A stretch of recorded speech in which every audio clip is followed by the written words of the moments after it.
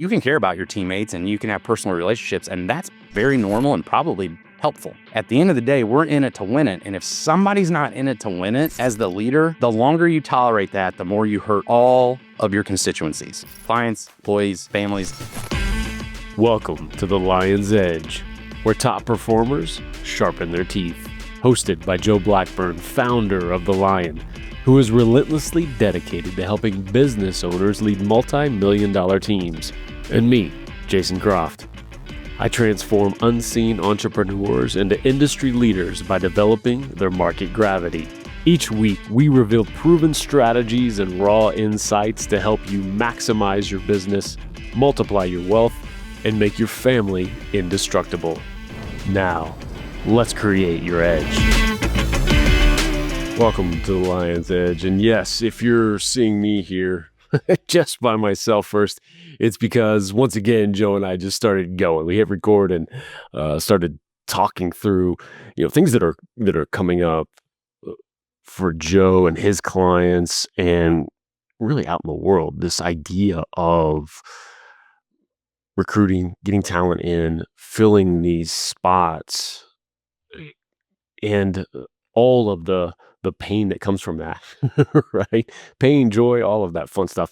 And it's kind of across the board with a lot of folks that Joe's working with, but I'm seeing the same thing just across industries right now, that hunt for talent. We hear about, mass layoffs at Google, Facebook because of AI coming in, things like that. But across the country, there are really these areas of, hey, we need talent so bad, and we can't get rid of somebody who's underperforming because I don't know who in the heck we're going to get to fill that role. And so we dig in deep around that, some solutions for it, how to approach that. And the biggest thing is to figure this out before you need it. There's some solutions and some help for folks who are in that situation right now. But this is really a good wake-up call for folks who aren't scrambling for talent right now, and what you can do to prepare, because it will happen at some point. And Joe has some great ways of going about taking care of that before it comes up. All right, let's jump in. All of them are in the war for talent. That's actually in our header, war on talent. I mean, they just, a lot of these people are in places that aren't abundant with great people. They're maybe smaller towns or geographies. So what they're doing is they're hiring people that are looking for jobs, and those generally aren't the best talent in your market. So it's like a mindset shift from hiring to recruiting.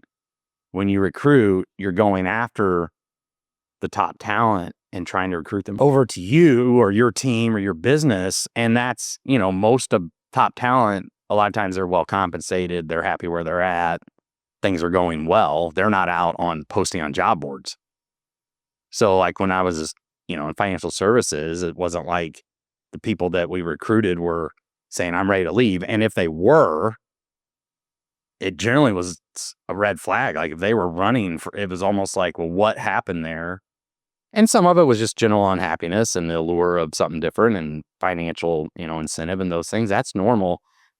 However, most conversations would start with, I'll talk to you, but I'm not leaving. I'm not, yes, I'll have a conversation, but I'm not interested. I'm just being nice. That's almost where all of them began. I have no interest in this, but I'm a nice person. We're in the same town.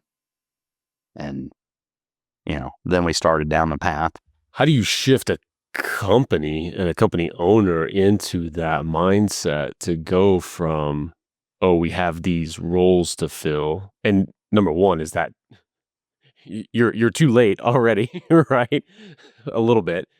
But is that a new role to have someone in there more in the recruiting rather than the typical HR shuffling through resumes, somebody going out to find talent?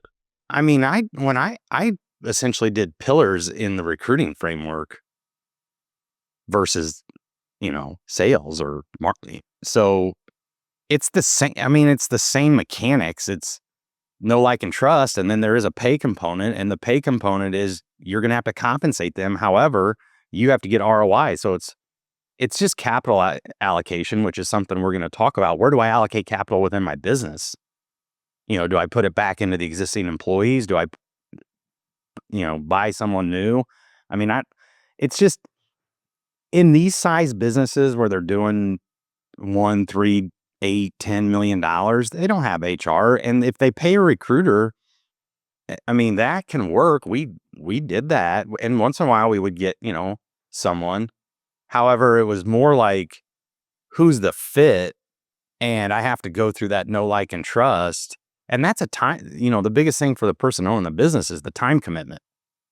I've got to make that part of my routine. And, as an entrepreneur or owner of a business, you should always be recruiting. You should always be looking to bring the best people in.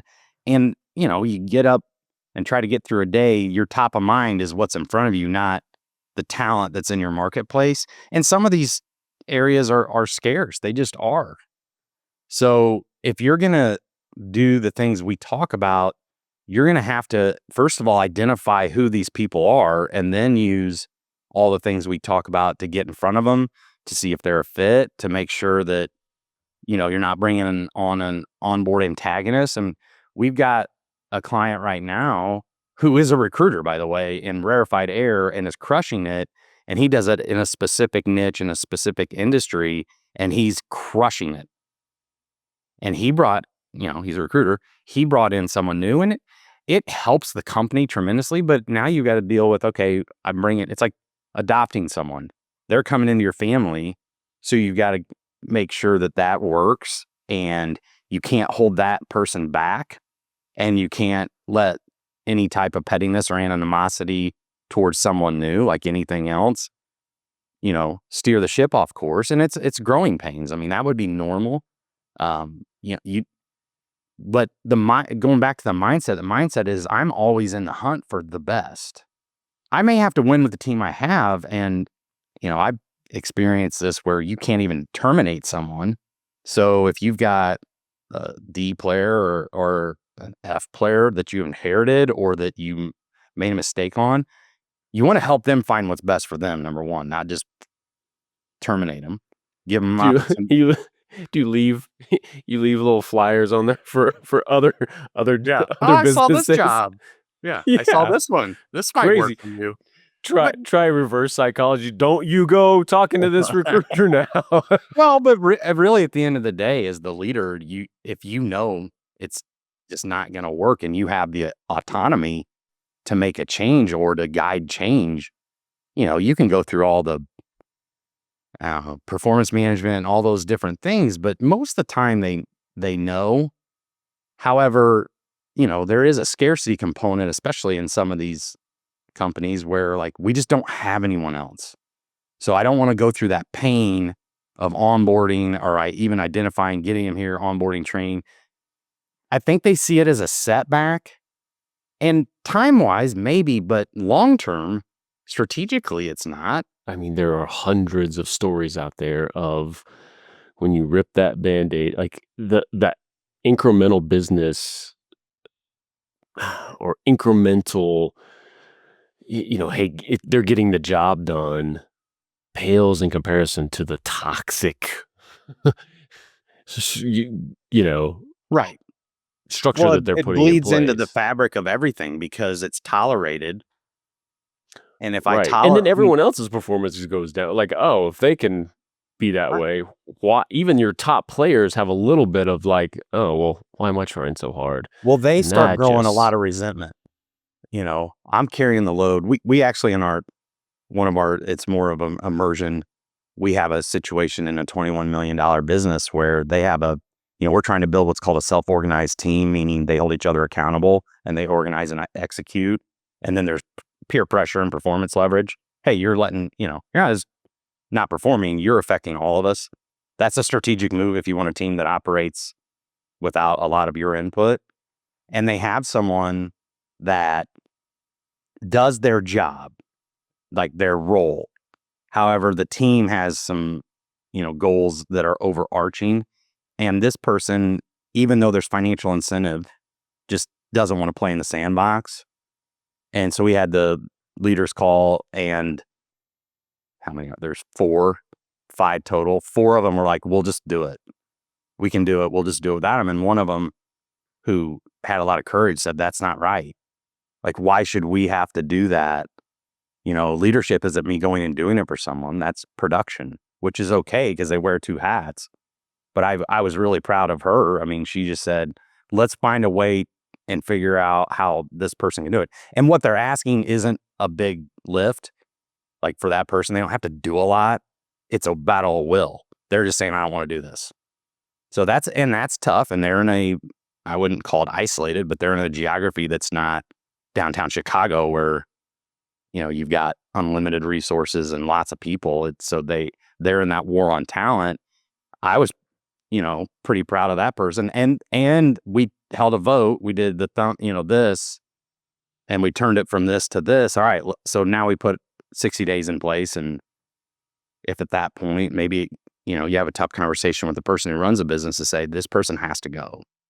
And that's tough, but it's affecting everyone. So if you're looking for leverage in your business, orchestrate initiatives that, there's individual wins and individual comp. Also, there's overarching, so that, again, like all of us went to high school, peer pressure works when I'm affecting more than just me, or other people are trying to influence me, because it affects everyone, especially the client, by the way. We're talking, in this case, life insurance. So, like, Wow. If I refuse to talk about it, and the person I just had in front of me walks out and gets drilled, that's a problem. So, but from the talent aspect, it's also, those things are easily picked up or they're talked about. So, like, not only do you have to be on your front foot and going out in the marketplace and identifying it, you have to be an attractant. Like, word of mouth works in all forums. So if you have the word is, that's not a good place to be, or people don't like it, or the employees keep leaving, so it's a 2-front war. I have to win with the team I have and attract the people I want to bring in. So that's a lot of what we're working on right now. And it's pretty much across the board. And I don't think that's isolated to the Lion. I would assume all businesses are in a competitive space trying to find great people. It's interesting in the shakeup of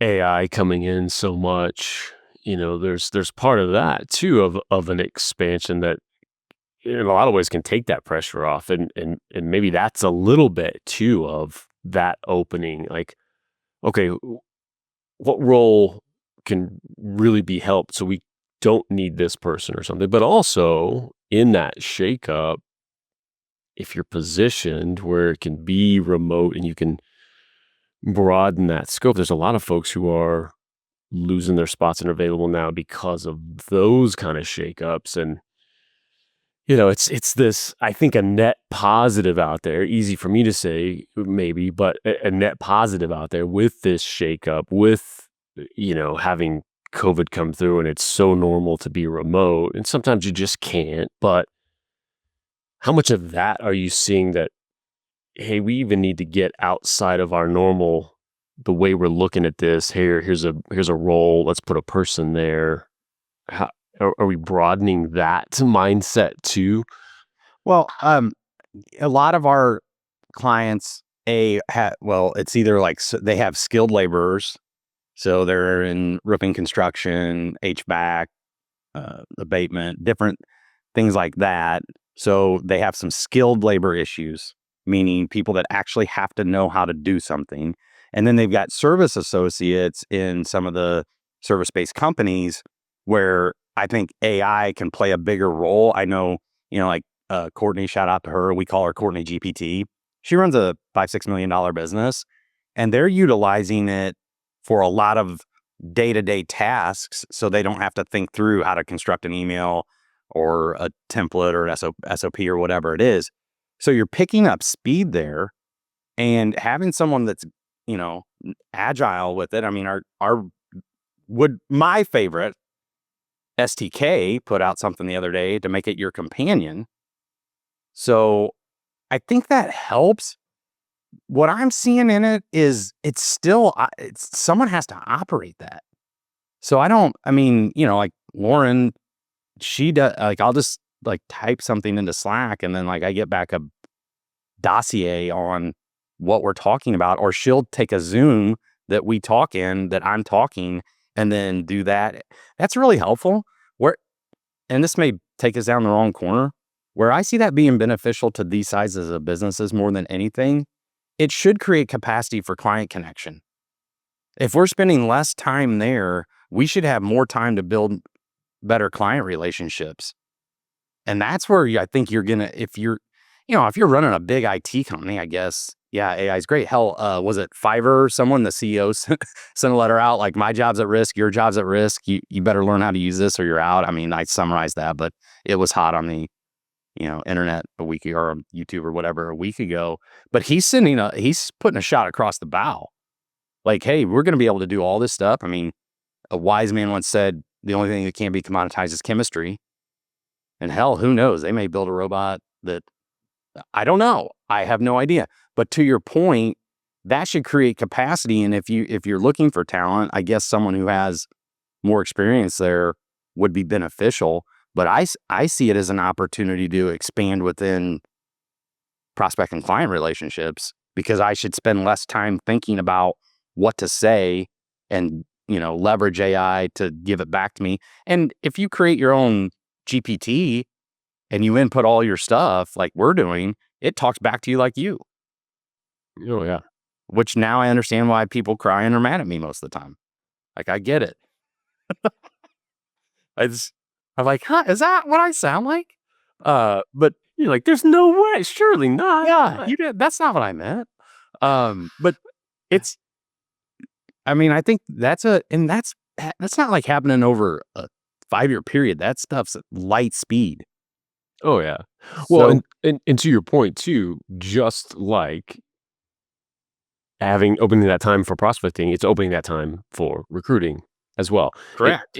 It's a matter of it's a little bit of a mindset shift though too, to go to, audit your time a little bit and go, "Oh, wow, I now have this net time." And instead of just sitting back, "Oh, thank goodness."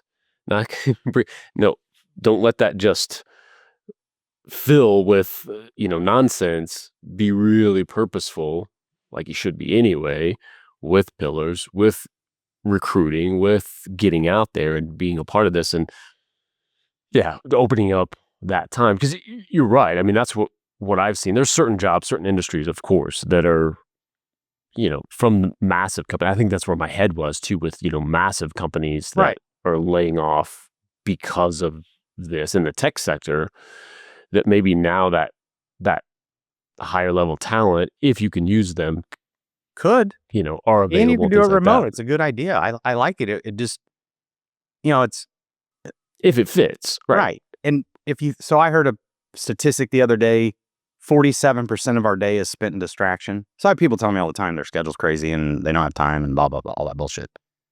I think we talked about this on one when we, a week or two ago, whatever. But so let's just do the math. If 47% of my time is in distraction on average, and I'm probably above average, so I'll give you 35. Let's say 35%. You're above average. And then I can utilize that tool across the board. I should get back 50% of my time. I mean, and then, yeah, the question becomes, what do I backfill with? And if you're saying I don't have the time to go out and build the relationships in the marketplace with potential talent, there it is. So great job, Jason. You solved that. I'm done. That's awesome.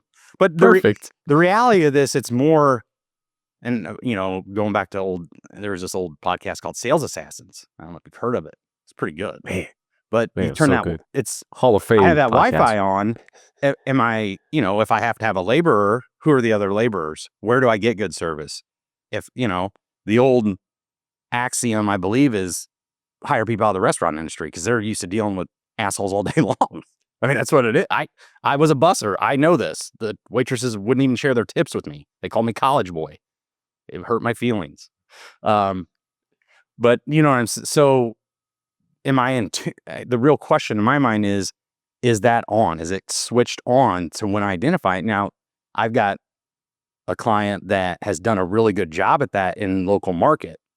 When he opened up his new location, he went out and got the competition's best person, and she's done pretty well. I mean, it's new, so some ups and downs, but all in all, he's in tune with that. They're always looking for, okay, who do we feel would be a fit based on the service or the, whatever product or how we're dealing out in the community. That's where I would start. And plus, the other thing is your best people probably know the best people. Like if if your best people, that's not like they live in a bubble. So incentivize them or train them or turn their Wi-Fi on when they recognize it. It's not a bad thing to have competition within your own business. You want a competitive environment. Everybody wants to win and we all want to win, those are different things. Everybody wants to win. We all want to win. That means together. What you want to avoid is pettiness. Pettiness is when I self-sabotage or sabotage someone else, or my attitude goes in the toilet because someone else is there. So that's something that you have to be really aware of and catch it early. Just little things, how they act in meetings, how they respond in email, who do they include, who do they exclude. Like you can catch that stuff. So that's your kind of your internal war on talent. But I would foster some form of, hey, you've got an opportunity to shine. I'm going to give it to you and give you the resources. And then when we all win, so it's a win-win. You win, they win. Client wins and I win. It's a 4-way win. I don't know. I'm going to take that one all day. So I think there's a lot of rabbit holes here. I would take it back to, do you have a mindset of hiring who's available, or are you really in the hunt for talent? Are you really looking and catching and pursuing people that would make your clients' lives, your life, the other employees' lives, they better everyone? Yeah, and I think that's the benefit of a show like this, of being in the Lion, being surrounded with people who are having this conversation, because it picks you up, picks your head up and go, oh, yeah. Yeah. And especially for those folks who aren't in a scramble to find somebody to fill a role right now, this is who this is perfect for, because you're going to be at some point. We've had that You know, happen. you should be, right? You Yeah. should be growing, and you're going to need this. So have that Wi-Fi on, like you talk Yeah. about. Sometimes people have a dream they don't tell you about, and then one day they show up and tell you about their dream and say, I really appreciate everything you've done. I'm going to go do this. So I will go to with a client, we just had that happen. Hey, I love you. Wow. You've been great to me. Integral part of the business. I'm going to go do this. This is what I've always wanted to do. And they're in a very highly skill based business. So this person not only is a good team member, they've got I'm not a big welder, or fabricator, but this person kind of oversees that and is the best at it. So that's a hard one Wow. to replace. High skill level, high talent. So now you got to go out and, okay, well, who else in the area does it? And there aren't a lot. So you've got there's where pillars comes in. Their dissatisfaction, I have to create it. I have to give them the change, the first steps, the vision, all those things that would lead to a better life. And it has to outweigh the complacency. And that's a tough call. So you got to put your work in. Yeah. Because something that came to mind when you were talking about, bringing, this kind of fits with finding someone there, outside who's not looking for a job, but it also fits in when you brought up, you've got this team, they're working towards a common goal, but you've got that one outlier who just doesn't care.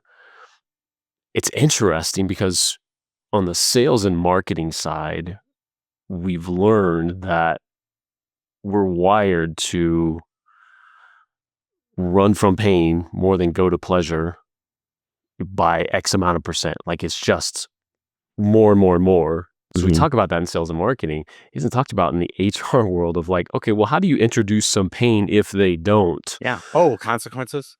Yeah. Well, that's a great topic, and maybe we could do a whole show on it. Um, there is, I've been in organizations where the stick was brought out and it crushed them because it crushed, everybody's like, what the hell? And I've seen it work really well. I mean, and sometimes even if it crushes the culture and the morale, you still get the result. And that's even worse because now you have to live by the stick. So you want to be careful about that. I mean, old school factory mentality that's where that would come from. Production's down, you're penalized, correct? Like we hit X amount of units, that's factory mentality. Right. And it's a last resort in my mind. It doesn't mean there aren't any consequences, just the way again, it goes back to thousands of years ago. I think someone said, put the sword down because if you live by the sword, you die by the sword.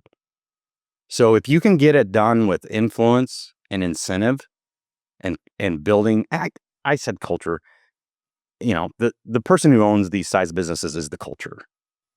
Sure. They're being like, they are it. We actually do a whole thing on that. You are the culture. Like you're setting the tone, you're setting the expectations, you're the standard. They're watching everything you do. You're the culture.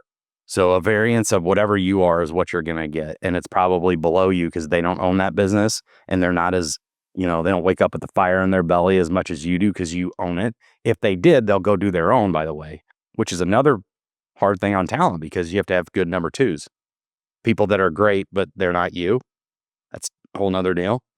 But that consequences, we've been having that discussion a lot. If there are zero consequences, people will pretty much do what they're allowed to do.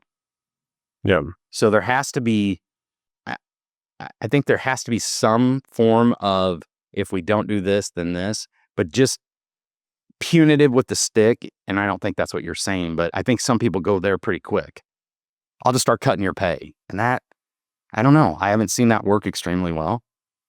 Yeah. And I think that's the thing. I think there's a finesse to it and it's a more, for some reason, maybe it is a different thing from sales and marketing over to this, but I think that is again, the vast majority of us, Yeah. that works. Oh, we have I'm in a good environment, like who I'm working with. Oh, we have an option to win. If we all win, we get this reward. I think that's really the majority. Like, cool, we can move forward. I think there needs to be that thing in place for those outliers who they're just not going to be moved by that. They're in inertia land. It's not till it's bad enough. They're not going to change. What is that Well, piece? I had this funny. So I had this conversation yesterday. So here's how I would view that. And I've kind of, so now we've gone in a loop and that's good. So if I can establish alignment in my comp and culture of holding each other accountable and peer pressure is better than the stick. Some people are incentivized by money either way, but a lot of times it's human nature to not want to let someone else down. That's pretty innate in all of us. Like, I don't want to let my mom and dad down. I don't want to let my friends down. That's actual peer pressure. I don't want to be thought of as so the peer pressure isn't to be negative. It's that we can do this together and I don't want to let you down because it affects you, your family, the business, our client. Like, there's leverage in that pressure. I would go that route first. And if we get into the situation where someone says, I don't care about you, I don't care about the clients, and I don't care about this whole deal, the bigger decision is, do you tolerate it? Are you held hostage by that because of your fear of not being able to replace that person? So rather than try to be punitive, have some courage and fire the person because you're not going to be held to their whim. That's where the real courage of leadership comes in. And the team will see that. They'll see that, hey, all of us are in this together. It's funny because in these size businesses, people look at it as a family. Like, we are family because we spend so much time together and there's not 500 of us. So it has this family-esque feel to it, and families are in it thick and thin. My wife has tolerated me for 21 years. She's still here. I think she's in Illinois. I hope she comes back. I'm going there. So she has to fly back with me. So that's thick and thin. That's family. Teams are in it to win it. There could be you can care about your teammates and you can have personal relationships, and that's very normal and probably helpful. At the end of the day, we're in it to win it. And if somebody's not in it to win it, as the leader, the longer you tolerate that, the more you hurt all of your constituencies, clients, employees, families, everybody gets hurt more. So it's a courage call and and not being so scarce that this person in this specific instance is not irreplaceable, by the way. They're not. So, and no one is really. So to your point, yeah, I can get the stick and use it. I'd go the route I'm talking about first. And if I just can't bring myself to fire him, then I have to get the stick out, and then I die by the stick. Now my authority has gone down to the only time I'm really going to get something done is when the stick comes out. So I try to avoid it. I mean, now if you're a pure salesperson, because some of these people I think you kind of delineated them. If I'm an eat what I kill salesperson, yeah, there's metrics on hitting, not, that. Meaning I hit goal, I exceed goal, I'm below goal. But in the organization, even with 10 people, there's people that's not what they do all day long. They're transitioning opportunity or being asked to. So I want everybody playing and doing their best on what they can do and the overarching goal. And that way, when I'm down or when I'm not performing, someone on that team who we're developing will come to them and say, how can I help you? What's really going on? Like, I'm worried about you. You're not yourself. That type of conversation. I think you're better off to go that route first. And then if they just are like, I don't care, my recommendation would be terminate them. Yeah. And just say, hey, this isn't what you really want to do. So go find what you do. You're not saying you suck, get out. Hey, this isn't what you really want. This is what we're doing. You don't want that. Go find your thing. Yeah. That's not. And I think in their minds, they're like, well, I'm hurt. It's somehow negative or hurting. No, you're I think we talked about this on like our first one. Generally, when you have the conversation about someone taking a different path, they're like, oh, thank God. Oh yeah. You see the relief in their face that like, okay, now this is being brought to light and I'm relieved. And yes, I'm going to go do that. And then you just walk them out and let them go. Yeah. Be free. Be free. little dub. Yeah, exactly. And again, that's that's why this game is hard sometimes, and that's what the thing is. We're all in that spectrum, right? I prefer a hard conversation over years and months of should I and avoiding. Oh, yeah. And oh my gosh, let's just have it and be done. Some people aren't as comfortable with it, but that's the skill that you're talking about. You've got to do the reps and do it. Yeah. It can get easier over time just because you start to realize after doing it, multiple times what I just said. You're not firing anyone. People fire themselves. They're responsible for them. They know what's expected. And most of the time it's, thank God. So, all right. That's all I got today. I dig it.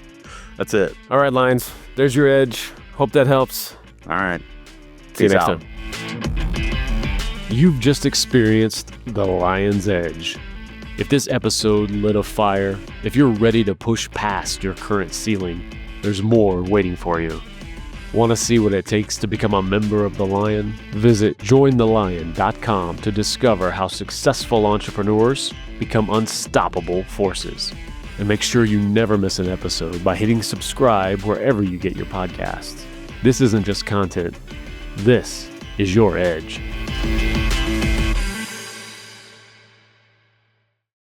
This show is powered by Media Leads. Tired of being overlooked in your industry? Learn how market gravity can transform you into the leader everyone's talking about by going to MediaLeadsCo.com.